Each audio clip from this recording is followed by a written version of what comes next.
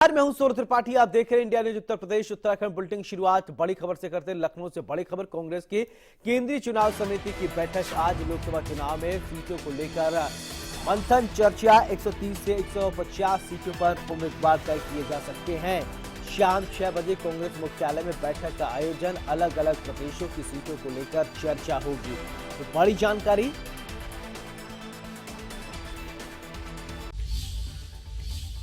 ठीक है, बड़ी जानकारी इस वक्त आपको बता दें कि लखनऊ से, जहां पर कांग्रेस की केंद्रीय चुनाव समिति की बैठक आज लोकसभा चुनाव में सीटों को लेकर होगी बैठक।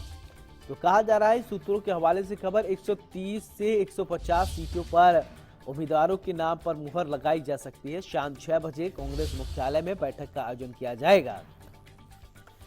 ये बड़ी जानकारी इस वक्त की देख पा रहे हैं आप।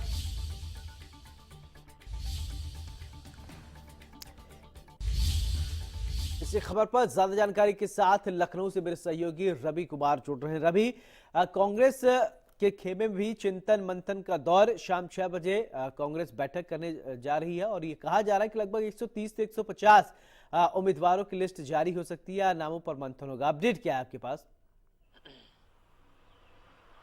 हाँ, देखिए, बीजेपी के बाद अब कांग्रेस पार्टी है वो पूरे उम्मीदवारों का चयन है वो पूरी तरीके से कर चुकी है। और ये माना जा रहा है कि आज की जो केंद्रीय चुनाव कमेटी की जो एक अहम बैठक होनी है दिल्ली में, जिसमें शीर्ष नेतृत्व के सभी बड़े चेहरे हैं वो इस बैठक में शामिल होंगे। और माना जा रहा है करीब 130 से करीब 150 के करीब जो उम्मीदवार हैं उनके नामों पर मुहर लग सकती है और जल्द ही इसकी घोषणा भी हो सकती है। यानी कि अलग अलग राज्यों में जो कांग्रेस पार्टी के जो उम्मीदवार हैं वो उनके करीब करीब जो नाम है वो तय कर लिए गए हैं। और आज की जो केंद्रीय चुनाव कमेटी है कांग्रेस की, वो अब इसको पूरी तय करेगी किस तरीके से कौन कौन उम्मीदवार, क्योंकि मंथन है वो लंबा मंथन चला है। हालांकि अब बीजेपी ने तो अपने उम्मीदवारों की घोषणा भी करीब करीब कर दी है।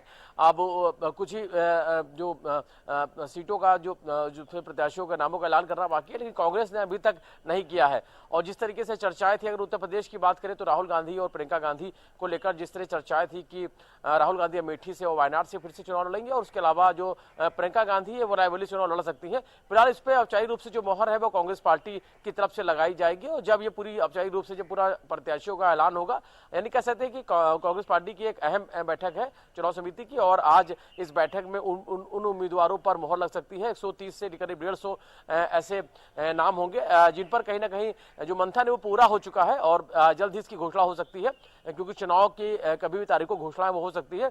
तो इससे पहले कांग्रेस पार्टी ने पूरी तैयारी कर ली है और आज की जो अहम बैठक है, इस बैठक में उन उम्मीदवारों पर मोहर लगेगी जिन पे कांग्रेस पार्टी ने अभी तक मंथन करके विश्वास जताया है। जी बिल्कुल रवि, सूत्रों के हवाले से इस बार ये खबर है कि राहुल गांधी अमेठी से चुनाव लड़ेंगे और रायबरेली से प्रियंका गांधी चुनाव मैदान में ताल ठोकेंगे। यानी पहले लिस्ट में तो ये नाम जो है वो शामिल हो जाएंगे। तो यानी ये माना जाए कि प्रियंका गांधी अपने राजनीतिक करियर की आगाज रायबरेली से करने जा रही है। जैसा कि वो कांग्रेस का जो है संसदीय पारंपरिकगत सीट रहा है। सोनिया गांधी वहां से चली गई, राज्यसभा सांसद हो गई वो राजस्थान से।